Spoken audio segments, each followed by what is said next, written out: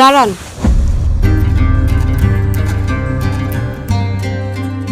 কই যাইতেছেন আপনি? মসজিদে যাইতেছে আমি না, জোহরে আজান দিছে, নামাজ পড়াইতে হইব না? খালি মসজিদে নামাজ পড়ালেই হইব? সকাল থেকে যে আমি না খাওয়া, সেই খবর কি আপনার আছে? কি কইতেছ? সকাল থেকে না খেয়ে আছো কেন? রান্না বাড়া করো নাই? ঘরে চাল ডাল তেল লবণ কিছুই নাই। কি রান্না করবো আমি? আমার মাথায় রান্না করবো? আমার অনেক খিদা লাগছে, আমি আর খিদা সহ্য করতে পারতেছি না। তাড়াতাড়ি রান্না করে কিছু একটা খাইতে হইব। চাল ডাল যা লাগে কিনা দিয়া তারপর যেখানে খুশি আপনি সেইখানে যান। চাইল তেল তেল লবণ কেমনি কিনে দিবে না? আমার কাছে তো টাকা নাই। আপনার লজ্জা করলো না এই কথা কইতে? আপনি একটা মসজিদের ইমাম, আর আপনার কাছে চাল ডাল কেনার টাকা নাই? আমার কাছে টাকা থাকবো কিভাবে কো? গত 2 মাস ধরে তো সভাপতি সাহেব বেতন দিতেছেন, হাত খালি, তাই বাজারও করতে পারতেছি না। সব সময় আপনার একই কথা শুনতে আর ভাল লাগে না। আপনি তো মসজিদে নামাজ পড়ান, কেন আপনার বেতনের টাকা দিব না? আমার তো মনে হইতেছে আপনি বেতনের টাকা ঠিকই পান, কিন্তু আপনি আমার সাথে মিথ্যা কথা কইতেছেন, আমার ইচ্ছা করে না খাওয়াই রাখতেছেন। কি কইতেছ আমি না? আমি একজন ইমাম, আমি মিথ্যা কথা বলি না। আর তুমি তো আমার স্ত্রী, তোমার সাথে মিথ্যা কথা বলার প্রশ্নই আসে না। সত্যি গত 2 মাস ধরে আমার কোনো বেতন দিতেছে না। বেতনের টাকা আপনারা দিতেছেন না কেন? বেতনের টাকা আপনি চান নাই? আসলে আমি লজ্জায় সভাপতি সাহেবের কাছে বেতনের টাকাটা চাইতে পারতেছি না। এইটাই হইতেছে আসল কথা। আপনার বোকা পাইয়া, সহজ সরল পাইয়া বেতনের টাকা আপনার ঘুরাইতেছে। আপনি আপনার বেতনের টাকা চাইবেন না কেন? আপনি এত বোকা কেন, এত ভীতু কেন আপনি? আল্লাহ রে, কত ভালো ভালো বললো আমার বিয়ের প্রস্তাব দিচ্ছে, তাকে বাদ দিয়ে যে আমি আপনার বিয়ে করে কত বড় ভুল করছি সেটা এখন আমি হাড়ে হাড়ে টের পাইতেছি। শোনেন, আমি আপনার সাফ সাফ করে দিতেছি, আপনার এই অভাবনটার সংসার কিন্তু আমার আর ভালো লাগতেছে না। কদিন পর পর এইভাবে না খেয়ে থাকতে আর ইচ্ছা করে না। আজকে যদি আপনি বাজার করে বাড়িতে না নিয়ে আসেন, তাইলে আমি বাপের বাড়ি চলে যাব। আমি আর আপনার সংসার করবো না, কথাটা মনে রেখে।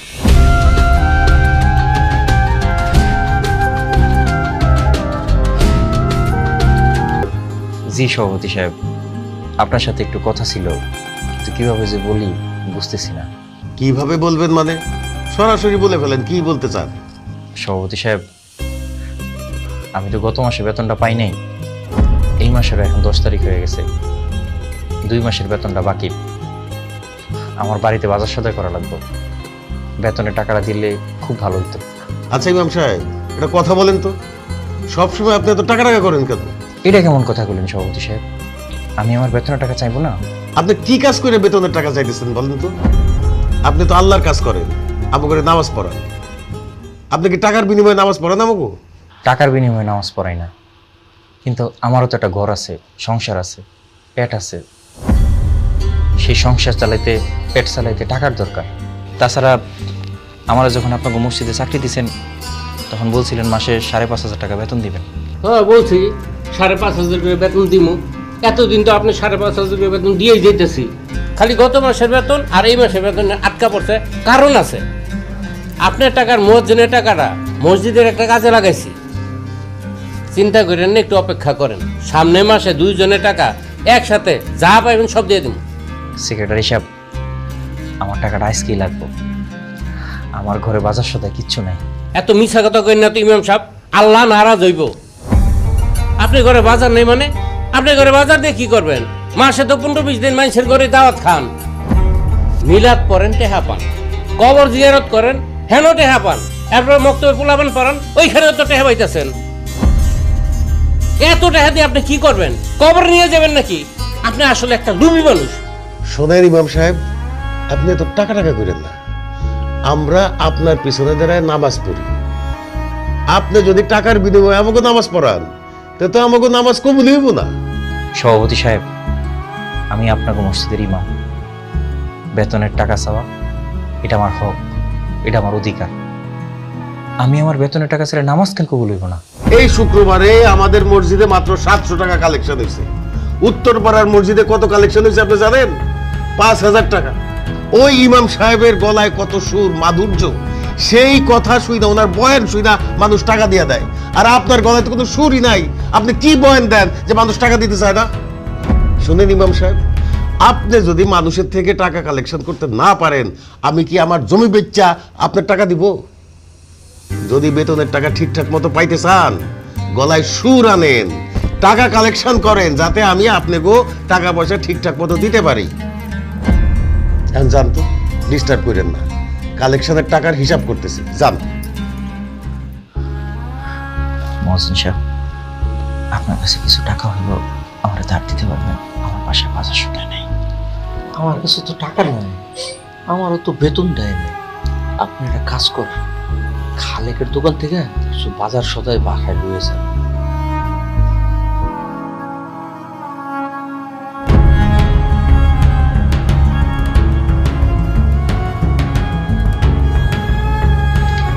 সভাপতি সাহেব, আমি তাহলে যাই। আসসালামু আলাইকুম। ওয়ালাইকুম আসসালাম।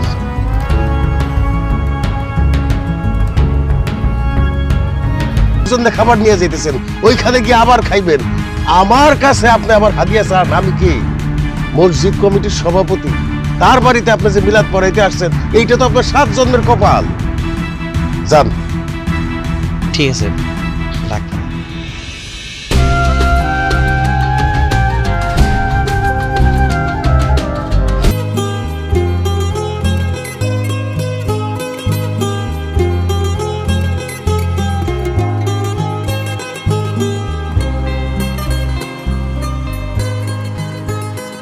আসসালামু আলাইকুম ইমাম সাহেব। হ্যাঁ, বসেন বসেন। ওয়ালাইকুম সালাম ওয়া রাহমাতুল্লাহ। বলেন, কোনো সমস্যা নেই। আসলে আমার ঘরে চাইল ডাইল তেল কিছু নাই।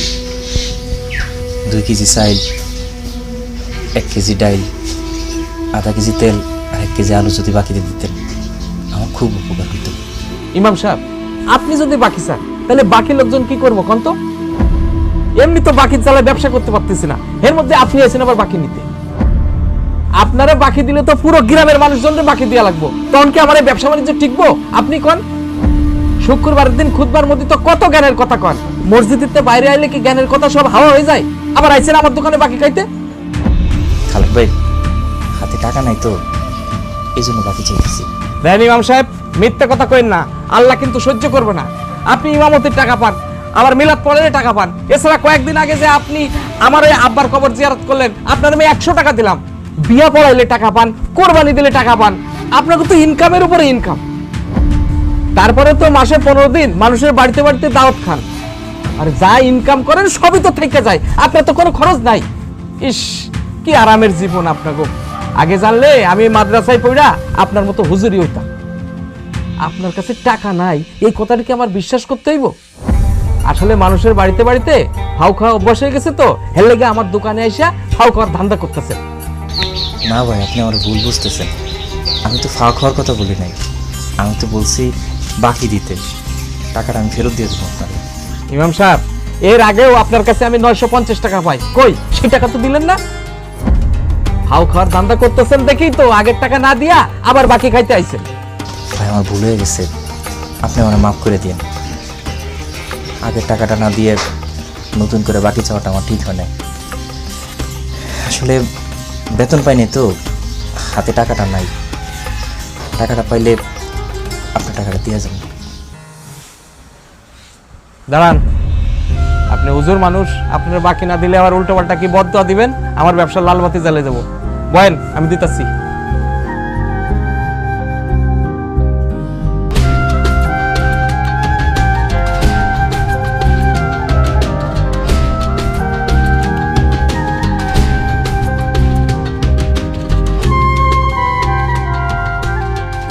এলেন, ধরেন, শোনেন, আপনি যা যা চাইছিলেন চাইল ডাল তেল সবকিছু দিছি, 450 টাকা। শোনেন, 1 সপ্তাহের মধ্যে আমার এই টাকাগুলো দিয়ে দেবেন, নাহলে কিন্তু আমি মসজিদ কমিটির সভাপতির কাছে বিচার দেবো কইলাম কিন্তু। জি, আমি বেতনটা পাওয়ার লগে লগে টাকাটা দিয়ে দেবো।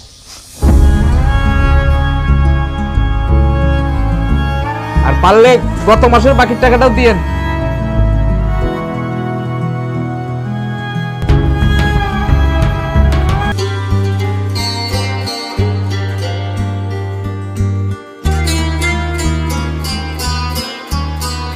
আচ্ছা, আপনি একজন মসজিদের ইমাম হইয়া এত কিপটামি কেন করেন বলেন তো? আপনি তো নিজেই কইছেন কিপটামি করা ভালো না। এটা তুমি কি কমে না? আমি এবার কি কিপটামি করলাম? আজকে আপনি বেতন পাইছেন, একটা মুরগি নিয়ে আইতেন, নাহলে একটা মাছ নিয়ে আইতেন। কি নিয়ে আইছেন? ডাল, চাল আর আলু। ডালে আর আলুটা কত খামু কন্ত? এগুলো খাইতে খাইতে আমার ভালো লাগতেছে না তো, মুখে দিলেই বমি আসতেছে। নিজে তো ঠিকই মাইশের বাড়িতে মিলাদ পড়তে গিয়ে পোলাও, মাংস, কুরমা সবকিছু খাই আসে, আর আমার কপালে আছে ডাল আর আলু ভর্তা। আমি না বেতন পাইনি, চাল ডাল আলু এগুলো বাকিতে আনছি। বেতন পাইলে তো বাজারে গিয়ে বেশি করে মাছ তরকারি আনতাম। সভাপতি সেক্রেটারির কাছে বেতন চাইছি, তারা আমার বেতনটা দিল না। কেন বেতন দিল না কেন? আমার বেতনের টাকাটা নাকি তারা মসজিদের কাজে লাগিয়ে ফেলছে। বলছে আমার বেতনটা কদিন পরে নিতে। এটা কেমন কথা? একটা অসহায় মানুষের উপর আর কত জুলুম করবো তারা? আপনি তো মসজিদে 5 ওয়াক্ত নামাজ পড়ান, তার মধ্যে বেতনও ঠিক মতো দেয় না, আর আপনার বেতনের টাকা দিয়ে কি মসজিদে কাজ করতে হবে তাগর?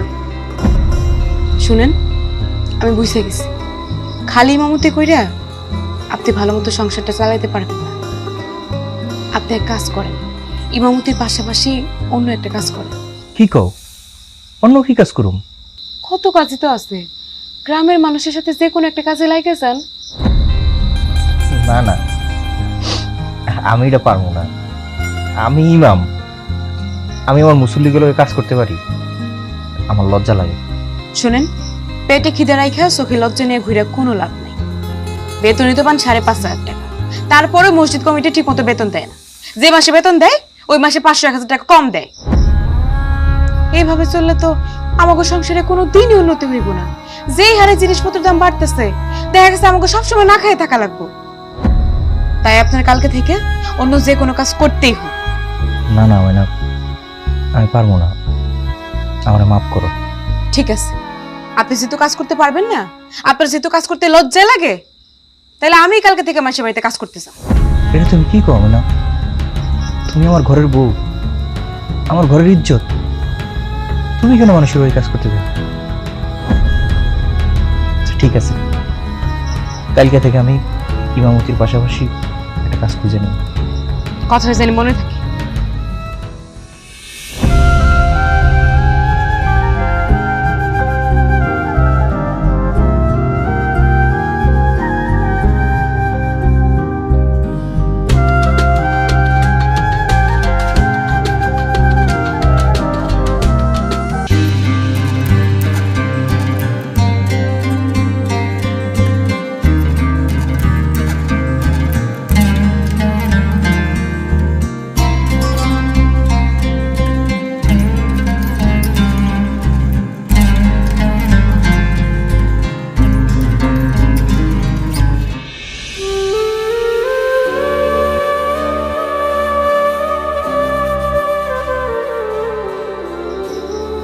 কি হয়েছে আমি না? আজকে তো ডাল আলু করতে না, মুরগির মাংস, গরুর মাংস, তারপরে তুমি কাঁদতেছো কেন? আমার বাপের বাড়িতে খাওয়ানোর কোনো অভাব নেই। আমার বাপের বাড়ি খাওয়ানি মানুষে খায়, আর আজকে আমি মানুষের বাড়ির খাবার খাইতেছি। মনে হইতেছে আমি ভিক্ষার খাওয়ান খাইতেছি। আমি না, যা তোমার রিজিকে ছিল তাই তুমি খাইতেছো, এত কিছু মনে করো না। বিসমিল্লাহ করে খায় খাও। কিন্তু এভাবে আর কয়দিন চলবো কোন? এখন না হয় আমরা দুইজন মানুষ খায় না খায় দিন পার করে দিতেছি, কিন্তু কিছুদিন পর যখন আমাকে সন্তান হইব, তখন তারে কি খাইতে দিব? তারও কি মানুষের বাড়ি থেকে আইনা খাবার খাইতে দিব? এটা নিয়ে চিন্তা করো না, যার রিজিক সে সাথে করে নিয়ে আসবে, আর ভবিষ্যতের চিন্তা আল্লাহ তাআলার উপরে ছেড়ে দাও। তার নসিবে যা আছে তাই হইব। চুপ করেন আপনি। আপনার এসব জ্ঞানের কথা আপনার মুসল্লিদেরকে শোনান, আমি আপনার মুসল্লি না। আপনি যেহেতু এই গ্রামের মসজিদের ইমাম, সেই জন্য তো তারা কাজে নিতেছে না। চলেন না আমরা ঢাকা চলে যাই, ওইখানে গেলে অনেক কাজ পাবেন, একটা না একটা কিছু করতেই পারবেন। আমি এই গ্রাম ছাইরা, এই গ্রামের মসজিদের ইমামতি ছাইরা কোথাও যাবো না। কেন যাইবেন না? এই গ্রামে কি মধু আছে আমারে কন্ত? আমি জানি অভাব অনেক কষ্টের, কিন্তু এই যে ইমামতি, এটা কোনো চাকরি না, এটা একটা আমানত। আমি যদি চইলা যাই, এই গ্রামে আজান থাইমা যাবে, মুসল্লিরা ঠিক মতো নামাজ পড়বো না। আমি চইলা গেলে বাচ্চারা ইসলাম শিখবো কার কাছে? কোরআন তেলাওয়াত শিখবো কার কাছে? সেই মসজিদের ছাদ দিয়া মাঝে মাঝে বৃষ্টির পানি পড়ে, আমি সেই ছাদের নিচে না থাকলে এই পুরো সমাজের ছাদটাই ভেঙে পড়ে যাবে। আল্লাহ মানুষের সৃষ্টি করছে, আর এই সমাজের প্রাণ টিকিয়ে রাখে একজন ইমাম। তাই এই গ্রাম ছেড়ে, এই সমাজ ছেড়ে, এই মসজিদ ছেড়ে আমি কোথাও যাব না। আমি চলে গেলে এই গ্রামে অন্যায়, অত্যাচার, বেনামাজি, ঘুষখোর, সুদখোর বাইরে আছে। শুধু নিজের ঘর আলোকিত করতে হয় না, আমি না, অন্যের ঘর আলোকিত করার নামই ইসলাম। তাছাড়া মানুষের নামাজ পড়াইয়া, কোরআন তেলাওয়াত শিখাইয়া আমি যে আনন্দ পাই, তুমি সেটা কোটি টাকা দিয়েও কিনতে পারবে না। আর তাই কোনো দিন আমারে ইমামতি ছাড়ার কথা কইবা না। এই দেহে যতদিন প্রাণ আছে ততদিন আমি ইমামতি করে যাবো, মানুষের নামাজ পড়াইয়া যাবো, ইসলামের দাওয়াত দিয়ে যাবো। কালকে শুক্রবার, জুমার দিন, আল্লাহর কাছে চাও, দেখবা আল্লাহ আমাকে সব পেরেশানি দূর করে দেবে।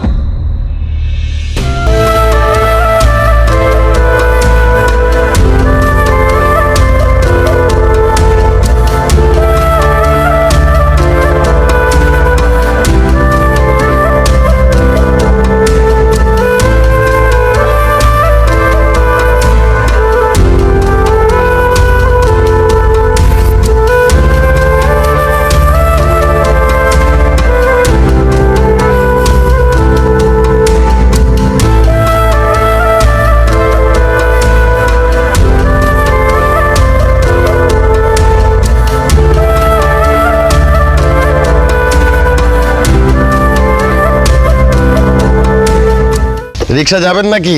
যাবো। কই যাবেন? আমাদের মসজিদের ইমাম সাহেব না, আপনি রিক্সা চালান? জি সভাপতি সাহেব, আমি রিক্সা চালাই। সি সি সি সি সি ইমাম সাহেব, আপনি আমাদের মসজিদের ইমাম হইয়া আপনি রিক্সা চালান? আপনার এত টাকার নেশা, এত টাকার লোভ, আপনি আমাদের মসজিদের ইমাম হইয়া যে রিক্সা চালাচ্ছেন, আপনি আমাদের মসজিদের, আমাদের এলাকার, আমাদের গ্রামের কোনো মান সম্মান রাখছেন? সেই জন্য আপনি মসজিদ না মুয়াজ্জিম রে বলতেছেন জামাতে নামাজ পড়াইতে। তা আজকে বাদ মাগরিব গ্রামের সবাই রাইকা আমি আপনার বিচার করব। আপনি দেখেন আপনারে আমি কি করি।